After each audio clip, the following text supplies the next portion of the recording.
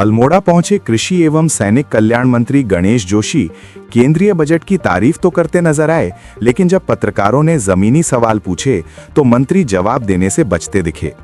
2 दिवसीय कुमाऊं दौरे के दौरान आयोजित पत्रकार वार्ता में मंत्री ने बजट को राष्ट्र निर्माण का आधार बताते हुए शिक्षा, कृषि, सड़क और स्वास्थ्य के लिए बढ़ी धनराशि का बखान किया।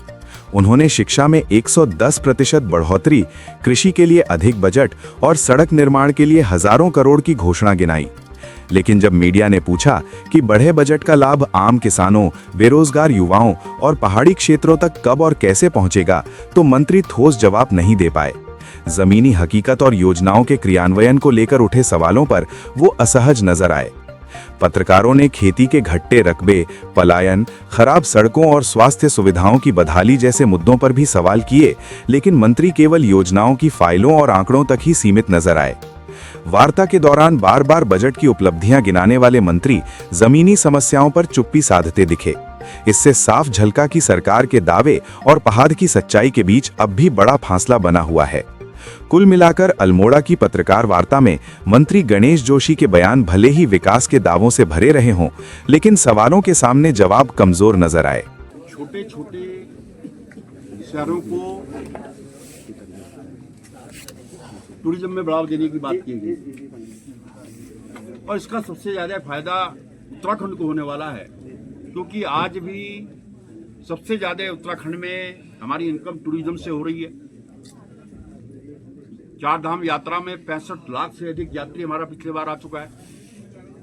तो टूरिज्म के सेक्टर में हमें इस बजट से बहुत फायदा होने वाला है। इसके लिए मैं माननीय वित्त मंत्री जी का और माननीय प्रधानमंत्री जी का आभार व्यक्त करता हूं। सर क्या तैयार कर रहे हो आप? नई प्लानिंग, आपका बजट आने वाला है, बजट सत्र। देखिए, आने वाला बजट एक समावेशी बजट होगा, प्रदेश के सर्वांगीण विकास का बजट होगा। अभी इस पर हम लोगों की राय ले रहे हैं माननीय मुख्यमंत्री जी, और जन भावनाओं के बजट होगा, विश्वास में आपको। सर पिछले 5 सालों से कृषि बजट लगातार बढ़ रहा है, उसके बावजूद भी उत्तराखंड के पहाड़ी क्षेत्र के जो किसान हैं उनकी हालत आज भी जस की तस बनी है, ऐसा क्यों? देखिए, जो अगर आपके पास आंकड़े मुझे दे सकते हैं, लेकिन जो मेरी जानकारी में है, ये भाग मेरे पास खुद है।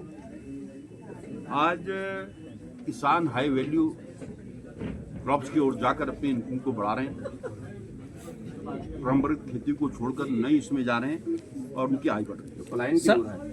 ये देखिए, पलायन कई कारणों से होता है,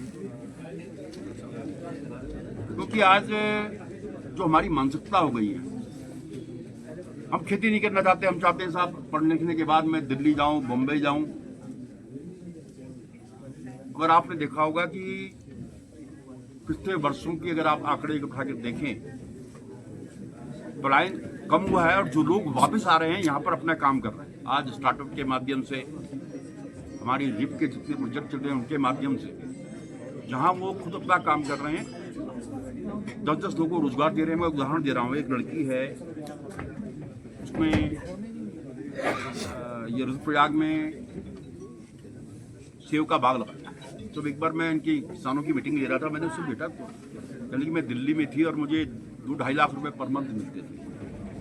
तो मैंने कहा बेटा तुम छोड़ छाड़ के यहाँ क्यों आ गई? कह रही आज मैं उससे ज़्यादा कमा रही हूँ। तो इसमें यह है कि कुछ व्यक्ति पर भी निर्भर करता है कि व्यक्ति क्या करना चाहता है। अगर आप परंपरागत खेती में जाएंगे, आज हम M9 जो है, मेरा गाँव डिडीहाट में है, मैं अपने गाँव गया 1 साल के बाद, मैंने देखा मेरे भाई ने पॉलिस में और सेव का पौधा रखा है। पिछली बार मैं आया था, कह रहे आपके भाग से तो लिया हमने।